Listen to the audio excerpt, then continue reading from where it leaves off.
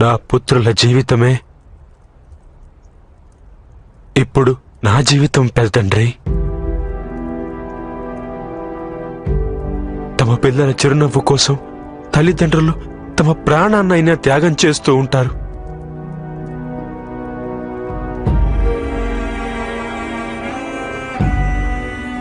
వద్దు పెద్దతండ్రి,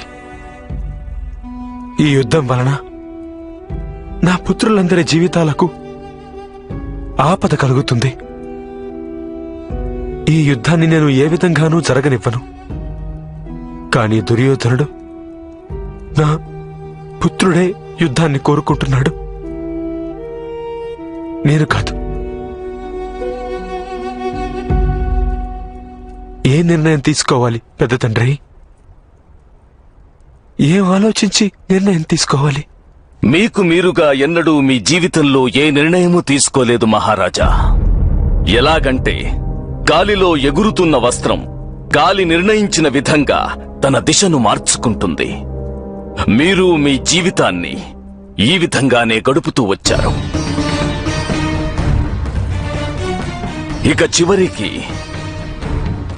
ఆ వస్త్రం ముళ్ల పొదలో చిక్కుకుని దారాలు దారాలుగా చీరిపోతుంది.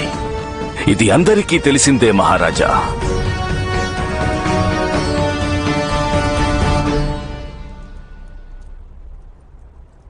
ఇంత కఠోరంగా మాట్లాడకండి పెద్ద తండ్రి. ఒక మహారాజుగా ఇప్పుడు నేను మీ ముందుకు రాలేదు.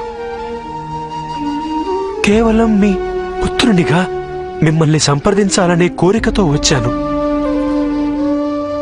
సంప్రదింపులకు సమయం మించిపోయింది ధృతరాష్ట్ర. ఇప్పుడు నేను మీకు ఏం సలహా ఇవ్వగలను?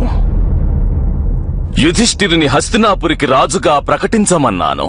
అయితే నీవే స్వయంగా దుర్యోధనుని కోసం యువరాజు పదవిని త్యాగం చేయగలిగితే నా ధర్మము నిలుస్తుంది, శాంతి కలుగుతుంది. వారణావర్తంలో పాండుపుత్రులను భస్మం చేయాలన్న ప్రయత్నం మానుకోమన్నాను. వారణావర్తనంలో చిన్నాన్నగారి కుటుంబంతో పాటుగా వారి జ్ఞాపకాలు కూడా మసైపోతాయి. వారిని ఇంద్రప్రస్థంలో సుఖంగా ఉండనివ్వమన్నాను. అవశ్యం ఇంద్రప్రస్థంపై ఆక్రమణ చేయండి, కానీ అగ్నిస్నానం చేసే ఆలోచన వదిలివేయి పుత్ర. ఇప్పుడు నేను వారిని పరాజితులు చెయ్యడమే కాదు పితృదేవా, వారిని నేను పరాభవించాలి. ద్యూత సభకు సన్నాహాలు నిలిపివేయమన్నాను. శాస్త్రాలు శస్త్రాలతో పాటుగా జూదం కూడా శత్రువుల లక్షణమని ఒప్పుకుంటావు కదా. ఇందుకోసమే నా పుత్రుడు దుర్యోధనుడు ఈ జూద విరోధాన్ని ఏర్పాటు చేశాడు. ద్రుపద పుత్రిని నిండు సభలో వస్త్రహీనను చేయనివ్వకండి మహారాజా అన్నాను. ఈ దాసి ద్రౌపది తన ప్రభు దుర్యోధనుని ప్రతి ఒక్క ఆదేశాన్ని మన్నించవలసిందే. పాండవులను వనవాసానికి అజ్ఞాతవాసానికి పంపవద్దు అన్నాను. మీ 5 సోదరులు మీ భార్య ద్రౌపదితో కలిసి 12 ఏళ్ల పాటు వనవాసం, ఇంకా 1 సంవత్సరం పాటు అజ్ఞాతవాసం చేయవలసి ఉంటుంది.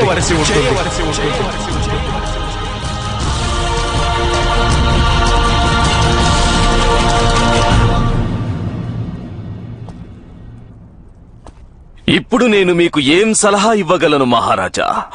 నా వలన అపరాధం జరిగింది పెద్ద తండ్రి.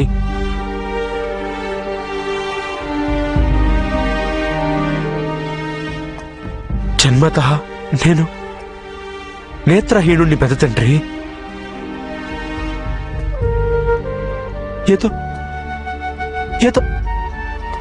ఏదో తెలియని భయం సదా నా మనసును ఆవరించుకుని ఉంటుంది. మరి నా వలన ఏదైనా తప్పిదం జరిగి ఉంటే అందులో నేను చేసిన దోషమేమి? నేత్రహీనుడివి కావడం నీవు చేసిన తప్పిదం కాదు ధృతరాష్ట్ర. మానసికంగా అంధుడివి కావడం నీవు చేసిన తప్పిదం.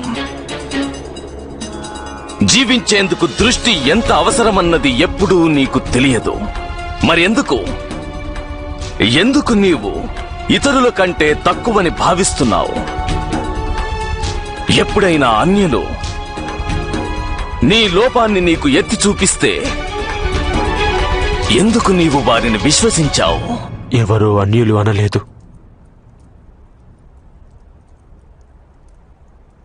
మీరే అన్నారు.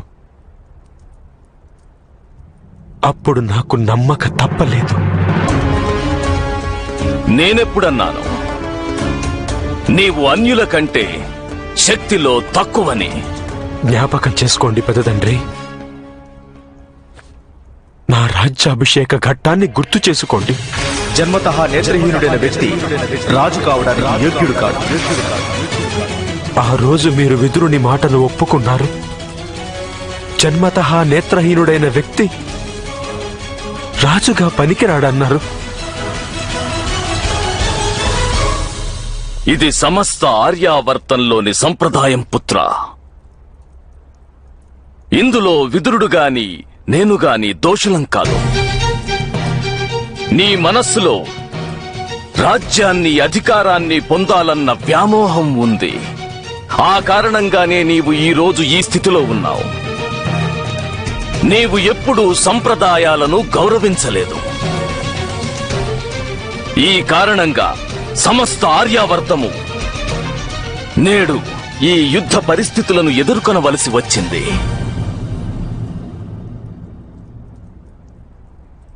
ఒకవేళ యుద్ధం జరిగితే అందులో నా పుత్రులు మృతి చెందుతారు. కానీ యుద్ధం జరగకుంటే ఆ పాండవులు నా పుత్రులకు దండన విధిస్తారు. అప్పుడు వారు మృతి చెందుతారు. యుద్ధాన్ని విడనాడమని సలహా ఇస్తే ఒప్పుకుంటాడా నీ పుత్రుడు ధృతరాష్ట్ర? ఆ గాంధార రాజు శకుని వానిని ఒప్పుకోనిస్తాడా? నీవిప్పుడు నిజంగానే శాంతిని కోరుకున్నట్టయితే ఆ గాంధార రాజు శకునిని హస్తినాపురి విడిచి వెళ్ళమని ఆదేశించు.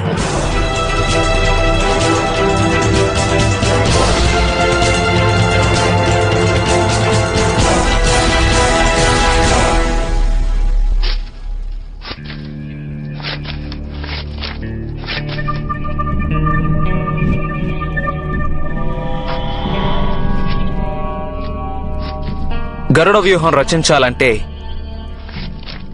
భూమి సమతలంగా ఉంటేనే సాధ్యమవుతుంది మిత్రమా.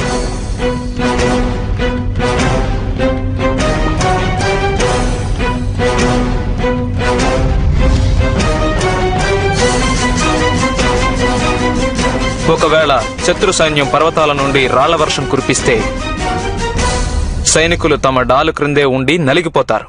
మీరు రచిస్తున్న ఈ వ్యూహాలన్నీ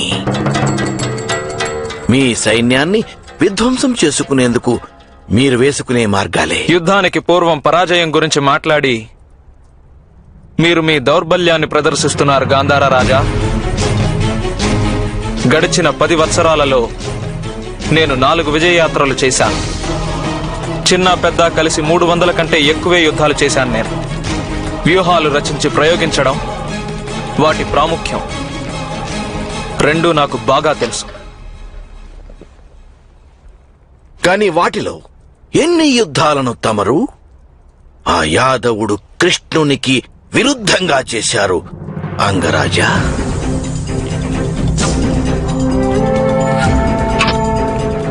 ఇసుక ఎడారి అది ఎంతగా విస్తరించుకున్నా, వనాలు కావాలని ఎన్ని చెట్లను పుట్టించినా, నది కోరుకుని ఎంత వేగంగా పరుగులు తీసినా, సముద్ర తటం మీద అవన్నీ ఆగిపోక తప్పదు.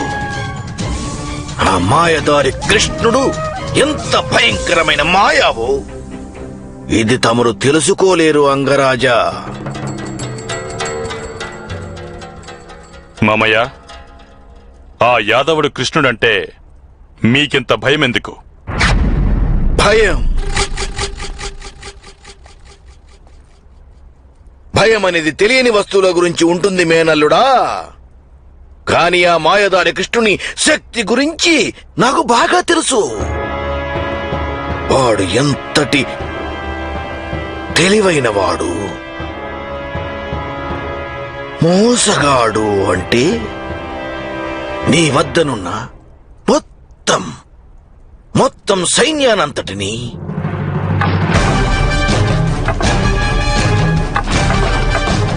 కకావికాలు చేసి ఒంటరిగానే రణభూమిలో నిలిచి ఉండగలడు.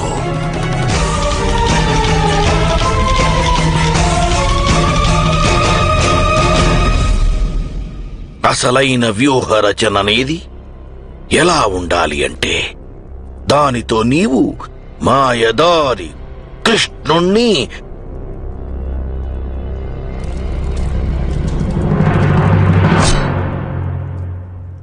కడతీర్చగలగాలి.